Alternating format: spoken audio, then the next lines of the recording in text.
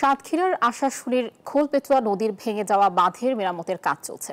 দর্শক, এই বিষয়ে বিস্তারিত জানাতে আমাদের সঙ্গে যুক্ত হচ্ছেন সহকর্মী মনিরুল ইসলাম মনি।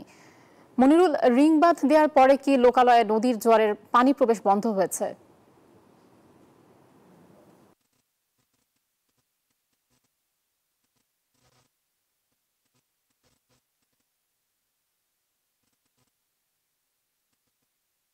প্লাবিত হয়, এখানে অসংখ্য মৎস্যজীবী ভেসে যায়।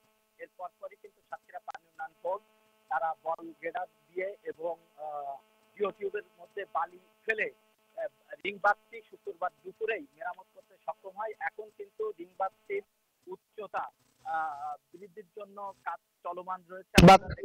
উচ্চতা বৃদ্ধির জন্য কাজ চলমান রয়েছে, আপনারা দেখতে পাচ্ছেন ক্যামেরার চোখে, যেটা আপনাদের দেখায়। আর এছাড়া আপনাদেরকে আরেকটু জানিয়ে রাখি, এই এলাকায় কিন্তু বরাবরই তীব্র খাবার পানির যে সংকট ছিল, সেই সংকট আগের মতোই রয়ে গেছে। এছাড়া এখানকার মানুষের প্রধান যে এখানকার আয়ের উৎস, সেটি হচ্ছে মৎস্য ঘের।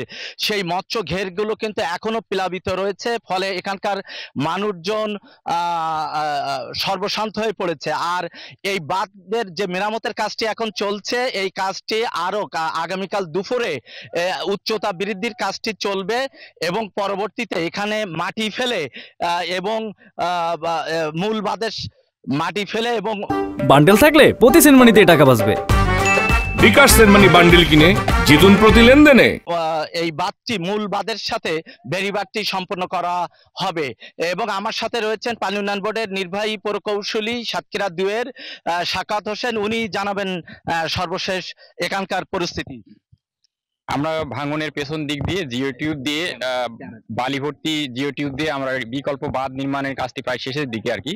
তো পূর্ণাঙ্গ বাঁধের রূপ দেওয়ার জন্য যে আমাদের উচ্চতা বৃদ্ধি করা দরকার, সেই উচ্চতা বৃদ্ধির কাজ এখন চলমান। আমরা আগামী 3-4 দিনের মধ্যে মাটি দিয়ে পূর্ণাঙ্গ বাঁধটা তৈরি করব এবং পোল্ডারের ভেতরে কোনো পানি এখনো ঢুকছে না এবং পরবর্তীতেও ঢুকবে না আর কি। আসলে উনি জানাচ্ছিলেন যে আগামীকাল থেকে কিন্তু মাটি ফেলে পানি উন্নয়ন বোর্ডের 7-2 এর পোল্ডারটি মূল পোল্ডারের সাথে এই রিং বাঁধটি মূল বাঁধে পরিণত করা হবে। এই ছিল সাতক্ষীরার খোলপেটুয়া নদীর বিছট এলাকা থেকে। ফিরছি স্টুডিওতে। দর্শক, খোলপেটুয়া নদীর বাঁধ মেরামত নিয়ে খবর জানাচ্ছিলেন আমাদের সহকর্মী মনির।